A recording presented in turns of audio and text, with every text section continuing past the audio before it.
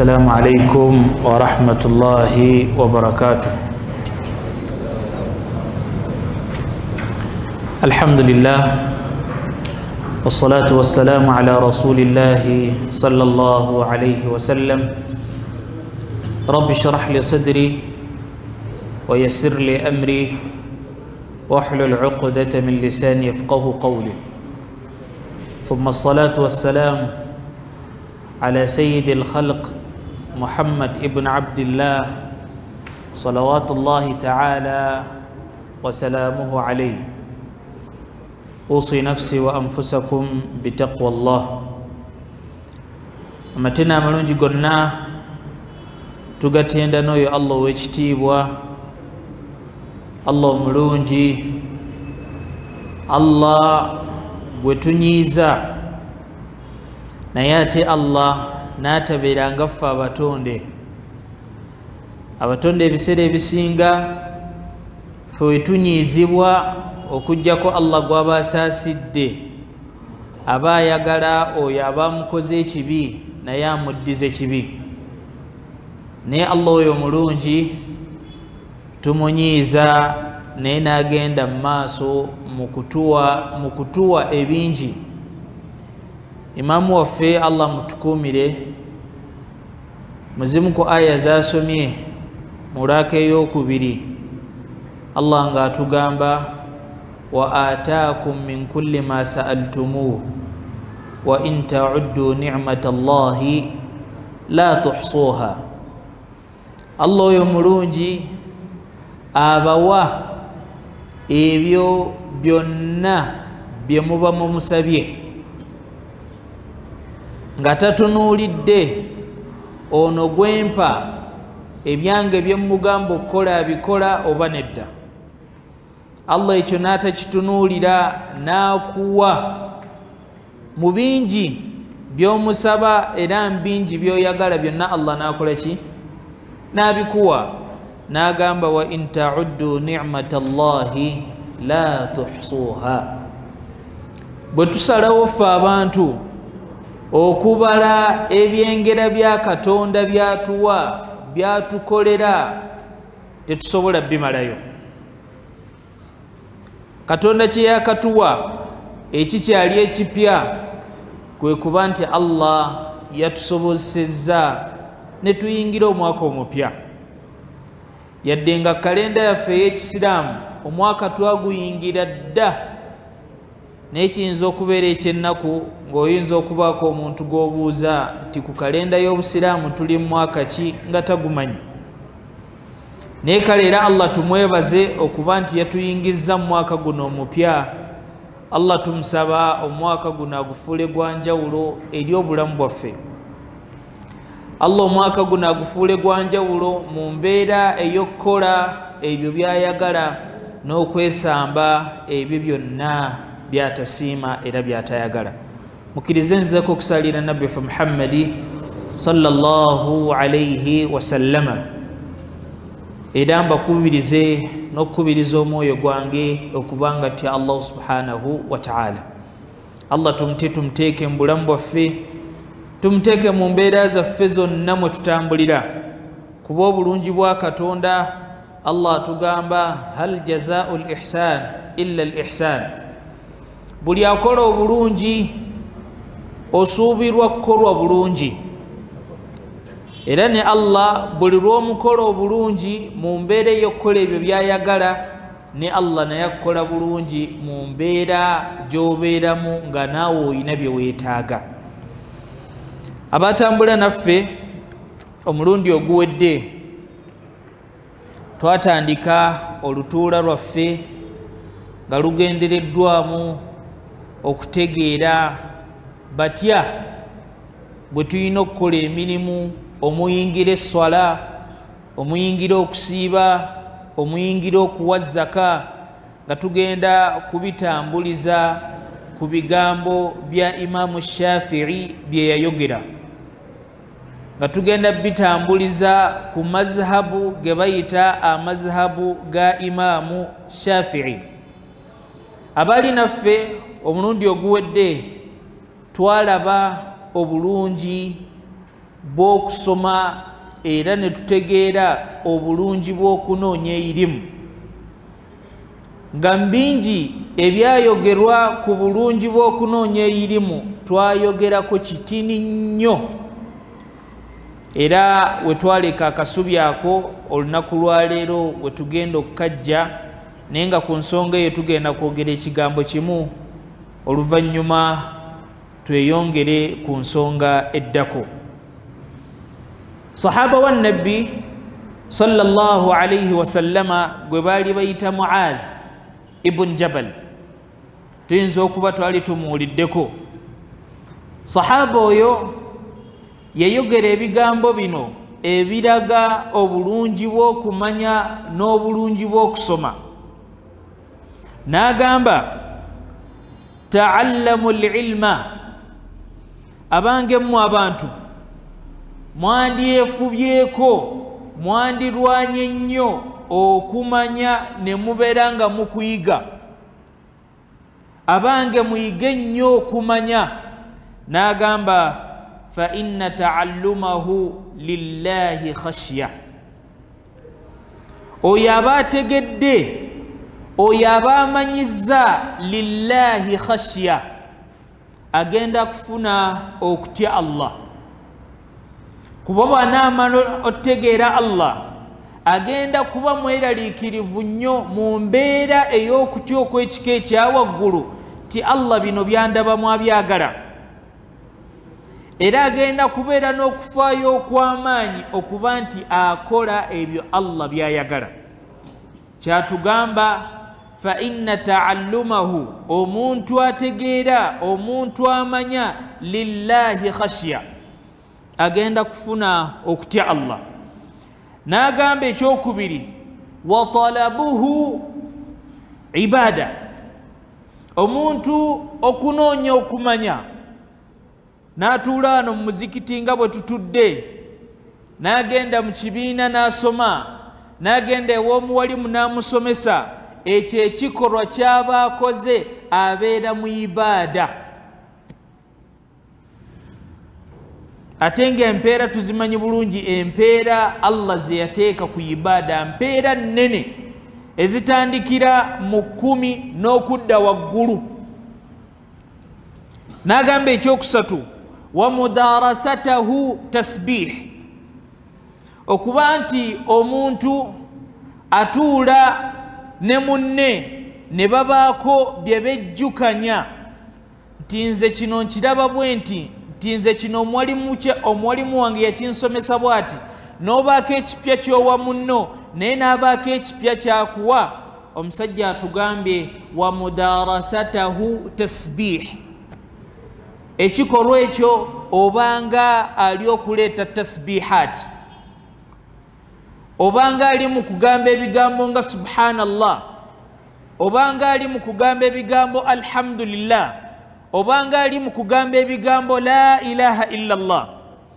N'agamba ekyokuna, walbahthu anhu jihad, era omuntu okutwala kaweefube okubanga anoonya okumanya ekikolwa ekyo ky'aba alimu, aba ali mu jihad.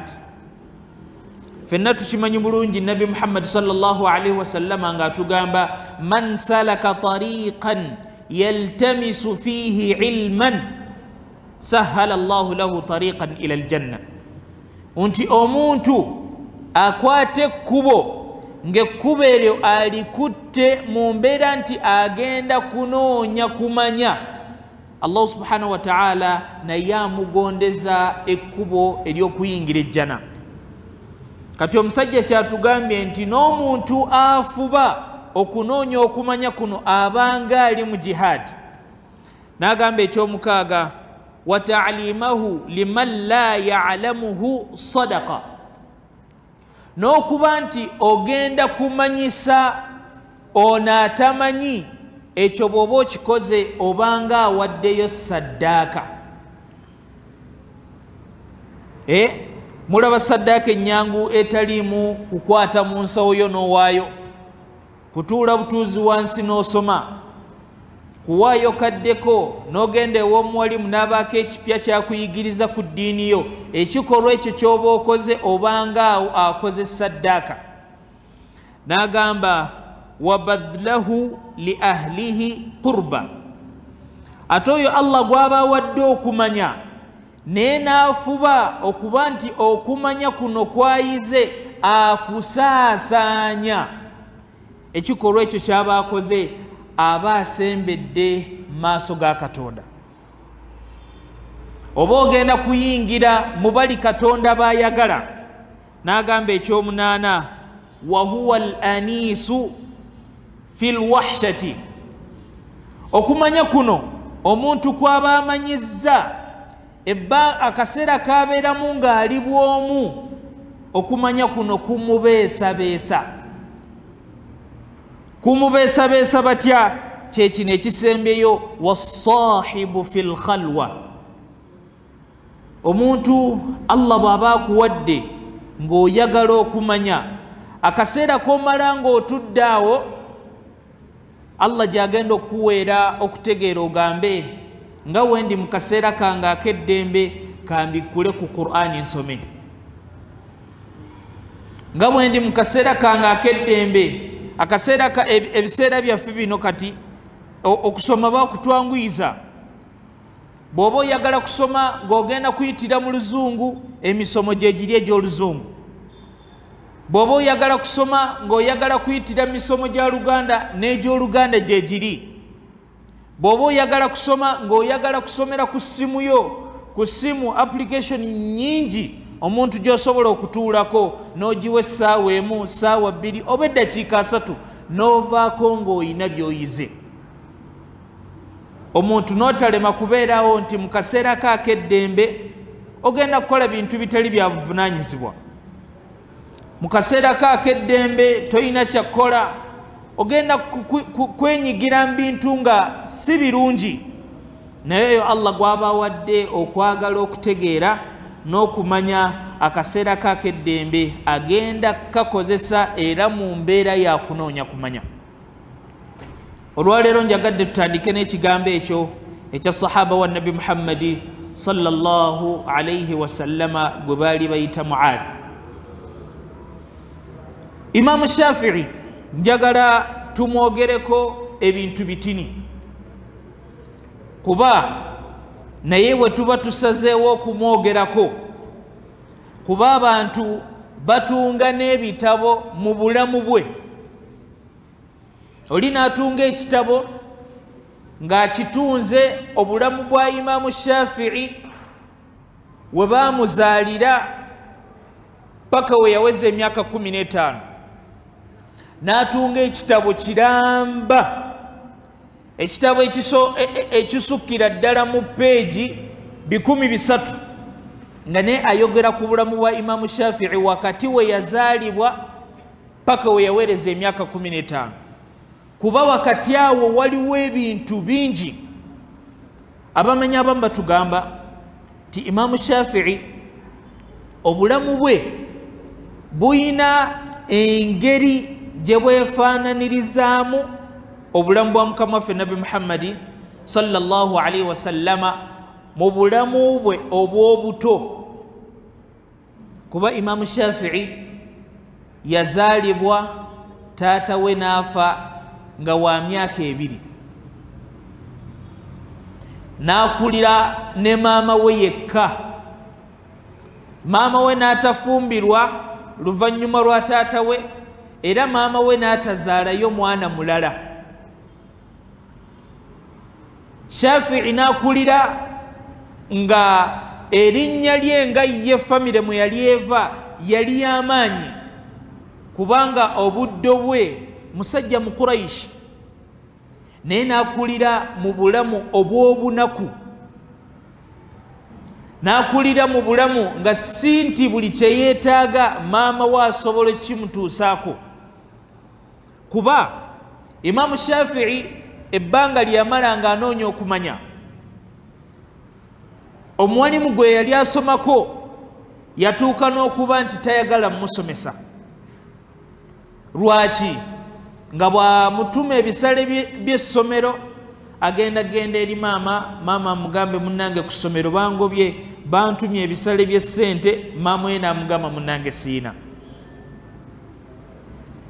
N'atuuka ne mu mbeera nti yayagala nnyo okunoonya okumanya ng'ate asoma n'abaana b'abagagga, naye ng'abaana b'abagagga baasoma nabo nga ku mitwe gyabwe bawanikako ebitabo, empapula kwe bagenda okuwandiika ebyo omuwalimu byabasomesezza, nga naye Imaamu Shafii ye ku mutwe gwe awaniseeko magumba, kubanga maama we yagendanga we batemera ennyama, nga n'ennyama eyo we bagitemera kyalinze, maama we alinze ennyama eno gye bagenda okukasuka, bwe kuba kugulu kwa nte ng'agenda kulinda okugulu kw'ente kuno eggumba ly'ente gye bagenda okukasuka, alikuŋŋaanye, akuŋŋaanye ery'omukono, akuŋŋaanye amagumbagumba, nga naye amagumba ago agenda gakuŋŋaanya. Lwaki?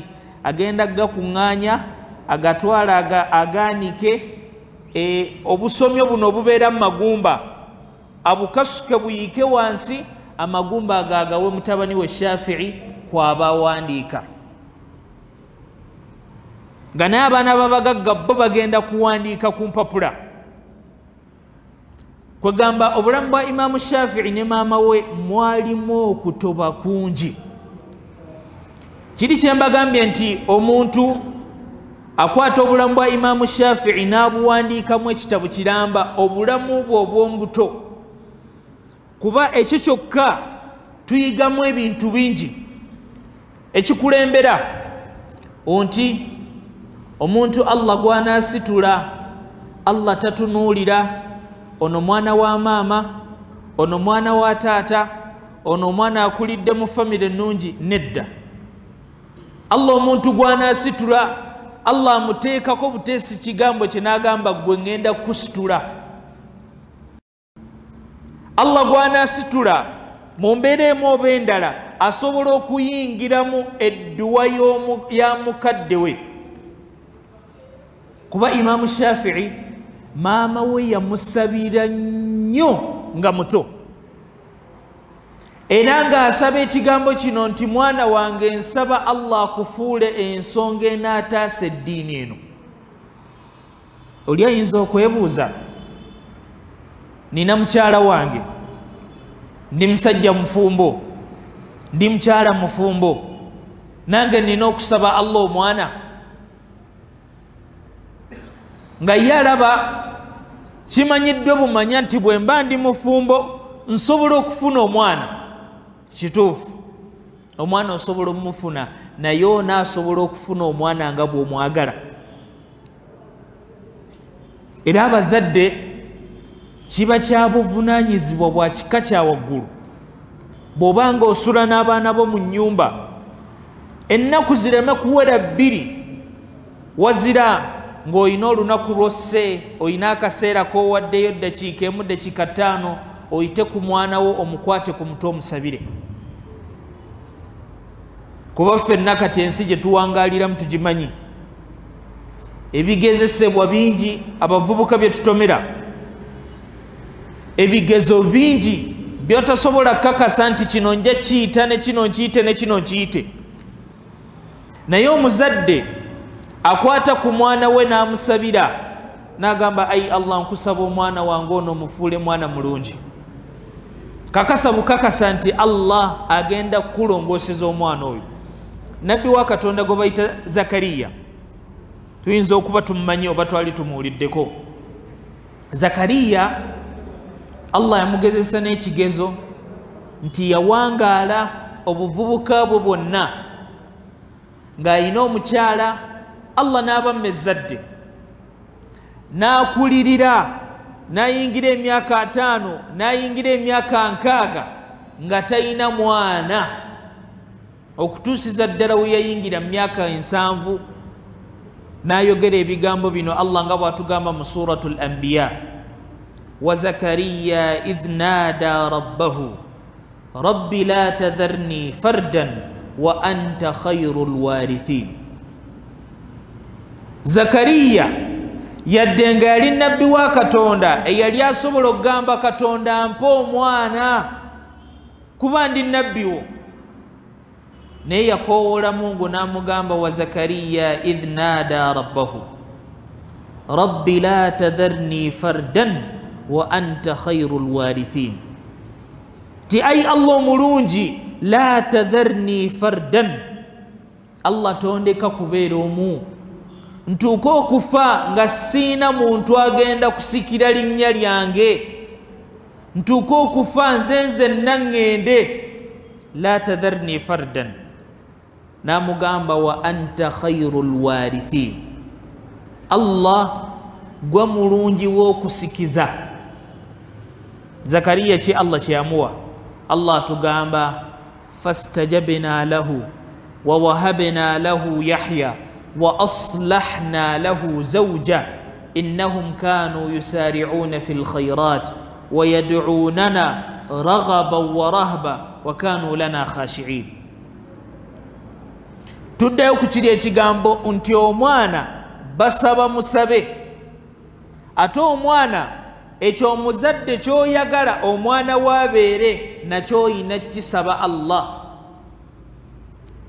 Zakariya Allah muwa, Allah tugamba fastajabna lahu, ne twanukula okukowoola kwe, ne twanukula edduwa ye, wa wahabna lahu Yahya wa aslahna lahu zawja. Allah namuwa omwana Yahya wa aslahna lahu zawja. Ekigambo kino nekivuunulwa emirundi ebiri ti Allah nalongoosa ne mukyala wa Yahya. Abalala ne batugamba nti wa aslahna lahu zawja, Allah nalongoosa ezzadde lyonna erigenda okuva mu baana bano ababiri, Zakariya erigenda okuva mu Yahya ne mukyala we. Allah natugamba innahum kanu yusari'una fil khayrat. Abantu bano Zakariya be yasaba Allah muwe ezzadde, kanu yusari'una fil khayrat, abantu bano barwananga nnyo, bayangwirizanga nnyo okukola ebirungi. Kyekyo omuzadde kyolina okukeera ku makya n'ogamba ayi Allah nkusaba onnongooseze ezzadde lyange. Kati Imaamu Shafi'i rahimahullah naye yali dduwa ya maama we, ate byonna Imaamu Shafi'i bye yafuna mu bulamu bwe maama we nabyo yasaba bisabe ti ayi Allah omwana wange ono kusaba omufuule mwana mulungi, kusaba omufuule mumanyi, nkusaba. Imaamu Shafi'i amannya ge, ani amanya erinnya lya Imaamu Shafi'i? Oba ffenna tumanyi Imaamu Shafi'i? Erinnya lye bamuyita Muhammad bun Idris. Muhammad bun Idris. Amannya ge gajjirira paka ku jjajja wa nabbi gwe bayita Ibn Hashim Ibn al-Muttalib. Kitegeeza bajjajja ba Imaamu Shafi'i eyo maaso gye beeyongera beesanga ne bajjajja baani bannabbi Muhammadi sallallahu alayhi wasallam. Bannange, omuntu okumanya obuvoobo kya mu ddiini tekirina we kikendeereza bukkiriza bwo, okubanga bw'oba osomye amannya g'abajjajjaabo mulimu abatali basiraamu, tekikendeeza ddiini yo, wabula kikulagana kitiibwa nti gwe Allah yakusaasira yakusiima, yadde ng'ensibuko oyo teyava mbasiraamu naye gwe Allah n'akufuula muki? Musiraamu. Era Nabbi Muhammad sallallahu alaihi wasallama abatuwandiikira ebyafaayo abamu bawandiikira ddala okuva ku kitaawe Abdullah paka ku Nabbi Adam alaihi salam. Era abasajja Abawarabu osobola omusanga n'omubuuza gwani n'agamba nze gundi mutabani wa gundi azaalibwa gundi, n'asoma bajjajjaabe abawerera ddala 30. naye ffe oli bw'aba awanvuye nnyo tasobola kubala bajjajja bawera 10. oyo oba osanze w'amaanyi n'omutwe gwo guba gukwata nnyo, n'ebiseera ebisinga omanya jjajjaawo ne jjajja wa taatawo ne jjajja wa jjajjaawo ng'okoze eki ng'oweddeyo.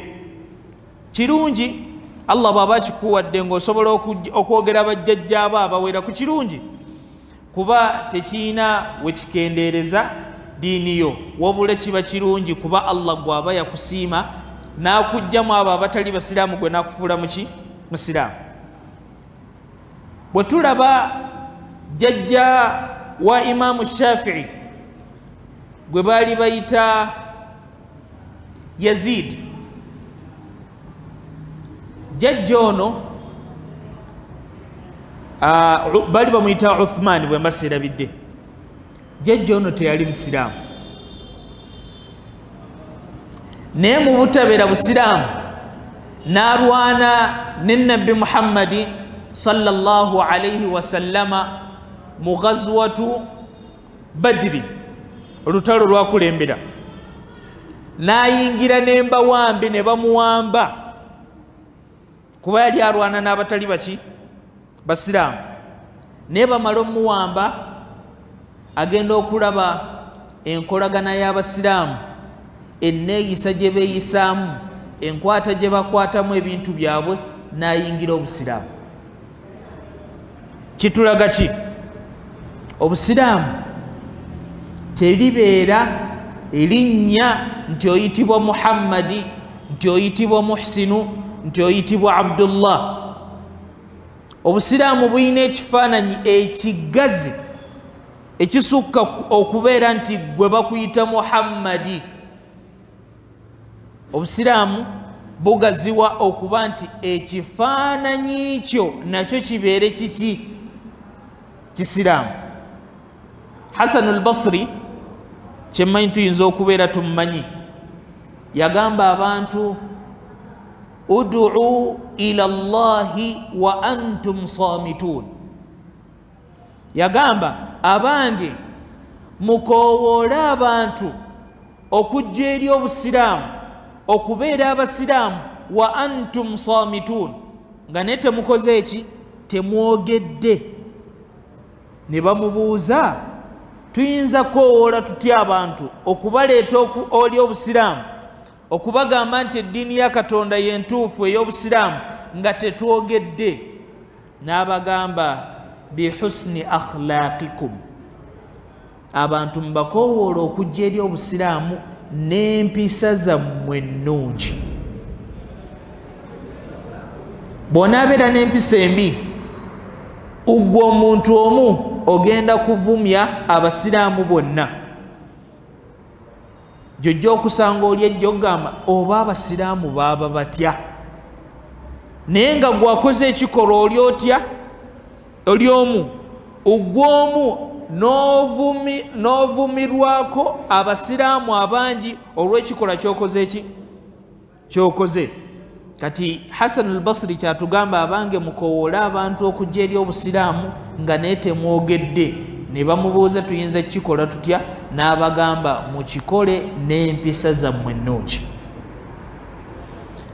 bw'otabeera na mpisa nnungi ojja kulowoozesa nti abantu abasiraamu ffenna tulina emize emiki emibi. era nga bw'onaabeera n'empisa ennungi lwojja okulowoozesa abantu nti abasiraamu beeyisa batya. era oli gy'okugamba nti bw'okola ekirungi bakutendereza, naye bw'okola ekibi bajja kugamba yiyi n'omusiraamu akola bw'atyo. kitegeeza ekikolwa ky'okoze tekikusuubirwamu nga ggwe omuki omusiraamu. kati Imaamu Shafii mbufunze tugambye ye Muhammad ibn Idris. saagadde kwogera amannya malala kuba njagala agabiri tukokole ki tugakwate. erinnya lya Shafii gye liva okubanga bamuyita Shafi'i mu bajjajja be mwalimu omusajja gwe baali bayita Shafi'i.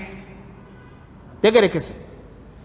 Maama we baali bamuyita Fatima binti Abdillah. Abasiraamu, Allah bw'abanga akuwadde omwana lekanga kunoonya mannya nti erinnya ngenda kutuuma omwana wange erinnya nga ku kyala alina atya omu. Mu mannya agayina emikisa ge mannya ga Katonda ge gakulembera. Amannya agaddako ge mannya g'abaani? Bannabbi ba Katonda. Amannya agaddako ge mannya g'abasahaba ba Nabbi Muhammadi sallallahu alayhi wa sallam. Kambagambe ne kino, famire yonna omusajja ng'ambaana be ayinamu omwana gwe bayita Muhammad, ebiseera ebisinga famire eyo terumwa njala. Ekigambo kino tekiriko hadithi, tekiriko aya, naye ekiri mu bigambo abamanyi bye beegendereza. Famire erimu erinnya Muhammad ebiseera ebisinga terumwa njala. Ate leka kugamba nga mpulira bammedi abanywa omwenge, nga mpulira ba Muhammadi abakola ebitali birungi, bw'aba muvubuka nga mutambuze, bw'aba muvubuka nga mukyakaze nga ne bamuyitaani, olw'ebikolwa bye tekijjaawo bulungi bwaki bwalinnya. Tegerekese. So bwe tuba tutuumanga amannya twegenderezanga nnyo amannya ge tutuuma, amannya ne gabeera gaki gakigendererwa. Maama wa Imaamu Shafi'i bamuyitaani Fatima. Imaamu Shafi'i bamuzaala mu kifo kye bayita Gaza oba kye bayita Gaza. Akaseera kano awali olutalo. Saba Allah ataase baganda baffe abali mu lutalo ya Rabbi. Tuddemu amiini bannange. Bamuzaala Gaza, Falastin. Kyekifo kye bakola ki? Kye bamuzaaliramu. Oli ayinza okwebuuza, iyi otugambye nti Imaamu Shafi'i obujjajja bwe bugattagana n'obujjajja bwa Nabbi Muhammadi sallallahu alaihi wasallam. Kijje kitya okuba nti Nabbi w'e Makka ate Imaamu Shafi'i weewa? W'e Gaza. Ensi yedda abantu batambulanga ne bagenda okusuubula. Nga gyagenzeeyo okusuubula, Mungu bw'amusaasira okusuubula kwe ne kuloka. Awo wasuubulidde assaawo amakanda n'agamba kati wano wengenda okukola ki? Okubeera. Ng'era bwe kyali wano mu Uganda. Yensonga lwaki ojja kusanga omusajja Omuganda ng'abeera Kamuli, nga naye obudde obwo bwewa? Bwe Kampala wano mu Buganda. Era osanga omusajja ng'ali Bunankole, nga naye obudde obwo bwewa? Bwa Buganda. Ng'era bw'ojja okusanga omusajja ng'obudde obwe musajja Mukiga naye ng'agamba banzaalirawa? Mu Buganda wano Kampala. Kati ekyo kyabeerawo mu nsi yedda nti omuntu asobola okutambula gyagenze eyo ensi n'emulokera n'agamba wano wengenda kati okukola ki? Okubeera. Taata wa Imaamu Shafi'i yagenda e Gaza gye yazaalira ani? Imaamu Shafi'i. Tegerekese. Imaamu Shafi'i ayina ebintu biri byenjagala omwogerako mu buto bwe. Yakwata ekitabo kya Katonda ng'ayina emyaka 89. Waliwo n'abagamba ng'ayina emyaka 7. Emyaka emeka? 8, 9, 7. Ng'ekitabo kya Mungu akoze eki? Akikutte. Twebuuza ekibuuzo ekigamba Allah ffe bawadde ku myaka 10, myaka 2, myaka 4, myaka 3 n'okudda waggulu. Weebuuze ekitabo kya Mungu oyinamu essuula mmeka, oyinamu ejjuzu mmeka, kikyomanye ekinene ku Qur'an. Tugambye Imam Shafi'i yakwata Qur'an ng'alina emyaka 8. ne twebuuza fe abalina emyaka egisingako awo kiki kye tulina mu Qur'an. Ne ŋŋamba ebiseera ebisinga buli lwe twogera ku kukwata Qur'an oli ayinza okugamba abawalimu baagala ffenna tubeere baafizo, ekitasoboka. Naye nga ggwe omusiraamu njagala obeeko akalaadi kookolanga aka Qur'an, oba ogambe nti nze buli lunaku nja kusumulula Qur'ani ne bwe naasomayo aya 2. Ekintu ekyo kifuulo kya buli lunaku. Ojja kikolera omwezi gwa 2, gwa 3, Allah kyagenda okuwa Qur'ani egenda kusiima ekwanguyire ku lulimi. Bwe kuba kukwata, bw'obanga obadde okwata aya emu, Allah agigondeze okwate 3, okwate olupapula, okwate peegi, ojja kukomekereza nga ejjuzo ogikubye wali. Naye ebiseera ebisinga tugenda ne tugayaalirira ddala. Musiraamu n'omala omwezi nga tobikudde ku Qur'ani gisoma. Qur'ani kintu kirungi okubeera mu maka g'omuntu nga bwe kiri ekigezo okubeera mu maka g'omuntu ng'oli tagisoma. Oli naakwata Qur'ani n'agiteeka ewaka, kirungi. Naye Qur'ani eyo buli lwebeera mu maka go nga togisoma ate kibeera kibi, kuba ekigendererwa ekiba kigiteesezaamu gwe nga gwe oba tokoze eki oba tokikoze. Imam Shafi'i yakwata Qur'ani mu mutwe ng'alina emyaka 8. Ekitabo kya Imam Malik kye bayita Muwatta Malik tukimanyi oba twali tukiwuliddeko?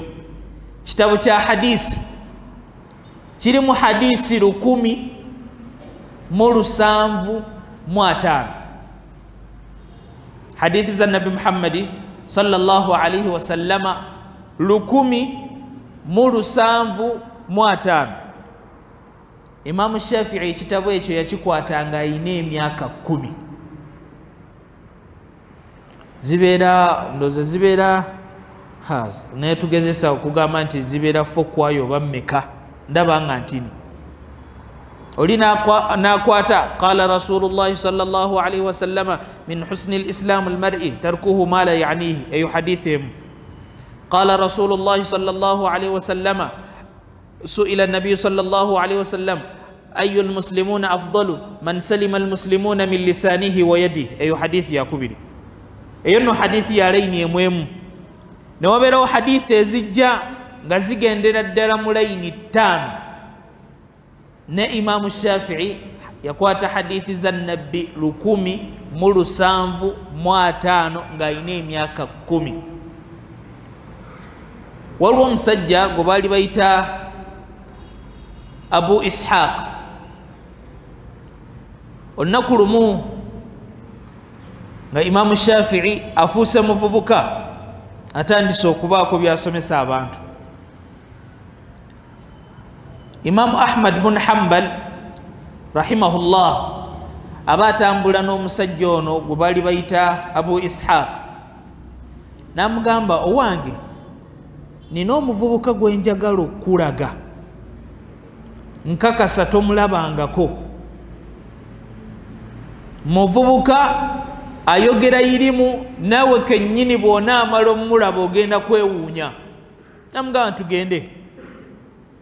N'amuyingiza omuzikiti nga Imam Shafi'i ayina waatudde, ayina byasomesa abasiraamu. Imam Shafi'i natandika okwogera irimu ya fiqhi nayogera Abu Ishaqa nagamba sirabangayo muntu asinga kwogera fiqhi nga musajja ono. Nava mu irimu ya fiqhi nagenda mu tafsiri nayogera omusajja anayogera ekigambo kyekimu nagamba sirabangayo muntu asinga kumanya tafsiri nga musajja ono. Nagenda ngayogera bintu bingi okutuusa omusajja ono we yagamba ekigambo wallahi la adhunnu anna allaha qad khalaqa mithlu hadha arrajuli abada.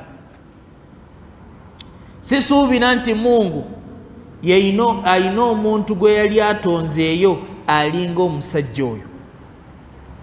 Wano omuntu amanya bumanya luzungu ensi yonna nemutendereza ekitali kibi. Bwe tubeera mu masomero omusajja najja nga buli namba yonna gy'omuteera ku lubaawo agibala. Oli n'agamba n'okugamba mu Uganda teri muntu asinga musajja oyo kubala. Ne Imam Shafi'i yayogera mu fiqhi, nayogerera mu tafsiri, nayogera mu ansab endyo, ng'asobola okujja n'akumanya nti gwe ozaalwa gundi, gundi azaalwa gundi, n'oyo azaala gundi, nga naye abo bayogera si be bamuzaala. N'amanya ebyono, n'amanya n'ebyono. Allah yali yamuwa obwongo nga bukwata nnyo. Olaba ekitabo kino ekindi mu maaso, Imam Shafi'i bwe yabeera nga asoma, nga bw'aba agenda kusoma wano afuba okulaba nga wano wabikke, nga bw'ataabikkewo nabino agenda bikwata nga tannabituukako. Bw'agamba nti ngenda kusoma zino layini ebbiri eziri waggulu, ng'afuba okulaba nti ezitali zino layini bbiri zonna ebisigadde ku lupapula abibikka. Kiri ekitabo kye mbagambye ekya Imaamu Malik ekirimu hadithi 1,705. Ekitabo ekyo yakikwatira mu nnaku ezitaasukka 10 ennaku ezitaasukka 10 ne bamubuuza, Imaamu, wajja otya okubanga wakwata ekitabo ekyo hadithi za nabbi 1,705 mu nnaku ezitasukka 15? N'abagamba, maama wange teyalina ssente zigula kitabo, neŋŋenda ekitabo neewola kyewole, omusajja nga ampadde akadde katini nzizeeyo ekitabo kye nga nnina okukozesa ezo ennaku zampadde, kwatiremu ekitabo kino then nzizeeyo ekitabo kye. Tusaba Allah abaana baba atuwadde abawa obwongo obukwata ebintu, ate bwe baba bakutte bakwate bajjukire. Kuba osobola okukwata nga naye bakutuuza oyogere bye wakutte nga tokyasobola kukola ki? Kubijjukira. Oba okukwata ebintu nga webiyitako ennaku tojja kusobola kukola ki? Kubijjukira. Imam Ahmad bun Hanbal yayogera ebigambo bingi ku Imam Shafi'i, kuba Imam Ahmad bun Hanbal yali omu ku baatuula wansi ne basoma ku Imam Shafi'i. Yagamba, laysa hunaka ahadun yaktubu shay'an min ulumi ad-dunya illa walil-imam ash-Shafi'i fadlun alayhi. Nti teri muntu ayinza kuwandiika kyonna kyawandiise ku biwandiikwa mu irimu y'edduniya eno, nga bwe mbagambye nti yali mukugu mu fiqhi, n'abeera mukugu mu tafsiri, n'abeera mukugu mu kutontoma kuba nekyo zaali mbeera z'Abawarabu ng'oli akutunuulira n'akwogerako nga n'ebyakwogeddeko talina we yasoose bisoma. Omusajja kyagambye ti laisa hunaka ahadun, titeri muntu yenna yaktubu shay'an min ulumi dunya, ayinza okubaako kyonna kyawandiika mu irimu y'edduniya eno, illa walishafii fadlun alayhi, okujjako ng'ekyo kyawandiise ojja kusanga nga Imaamu Shafii amusinga ku ekyo kyakoze eki.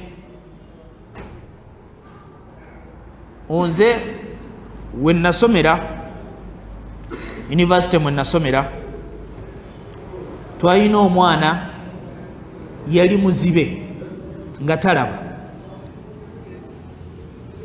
nga ne bwe tutuuka mu bibuuzo ajja ne muganda we ebibuuzo n'amuwandiikira biwandiikire, ng'amusomera n'amugamba question esooka esoma bweti ne bweti, n'amusomera ansa nti wandiika kino ne kino ne kino ne kino. Naye mbutalaba bw'oyo omwana buli seeka lwe yamala ng'otusomesa ng'ayita omwana oyo baali bamuyita Naadi, n'amugamba ya Sheikh Naadi, nsaba oddiremu banno byembo basomesa. Ayagala okulaba ekifaananyi ky'omwana oyo. Waliwo omusaabaka gwa Qur'ani ogwali e Dubai ogw'omwaka ndowooza guli, omwana eyali owookubiri, nga Sheikh amugamba n'amugamba nsaba oddiremu banno bye mmaze okubasomesa. Ng'era agenda mu maaso n'agamba Sheikh oyogedde ku mulyango ogusoose kino ne kino ne kino ne kino ne kino. Sheikh nga bw'azaabyogera n'amugamba bw'omaliriza ekyo nodda ku kino ne kino ne kino ne kino. Kati so okugaba kwa Katonda Allah asobola okuwa omuntu n'amudiibuudira okutegeera, nga buli kyonna ekimuyita mu maaso akitegeera n'akimanya, ng'era Allah bw'asobola okumma omuntu okutegeera. Tusaba Allah ffenna atuwa okutegeera. Ekisembayo tulabye ku bitono ku Imaamu Shafii radiyallahu anhu wa rahmatullahi alayhi. Mu bufunze biki bye tuyiga mu bulamu bwa Imaamu Shafii? Tulabye ekisooka, omuzadde yenna ayagala okulaba enjawulo mu omwana wo musabire.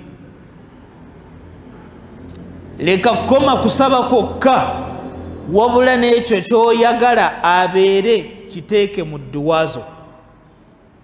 Ti ayi Allah, omwana wange ono omumpadde, naye Allah nkusaba n'obwetowaze omwana wange omufuule bw'oti. Ekyokubiri, leka kulowooza embeera gy'olimu nti Allah tagigabirira mu bantu. Olowooze nti Allah awa oyo akuze maama ne taata, Allah awa oyo alina ssente, Allah awa oyo ow'ekitiibwa. Imaamu Shafii yakulira ku maama naye Allah n'amufuula ow'enjawulo. Imaamu Shafii yakulira mu famire ennaku naye n'okutuusa nakati erinnya lye tulyakola ki? Tukyalyogera, era lijja kwogerwa okutuusa ekiyama. Naye nkakasa ku mulembe gwa Imaamu Shafii waliwo abaali bamusinga, naye okutuusa kati amannya gaabwe tegakyakola ki? Tegakyaliwo. Nsaba Allah omulungi, Allahumma la ilma lana illa ma 'allamtana fa'allimna bima yanfa'una wa zidna ilma. Allahumma taqabbal minna innaka antas samiul alim wa tub alayna mawlana innaka antat tawwabur rahim. Allahumma ihdina wahdi bina ja'alna sababan liman ihtada. Wa sallallahu ala sayyidina Muhammad النبي الأمي وعلى آله وصحبه وسلم. السلام عليكم ورحمة الله وبركاته.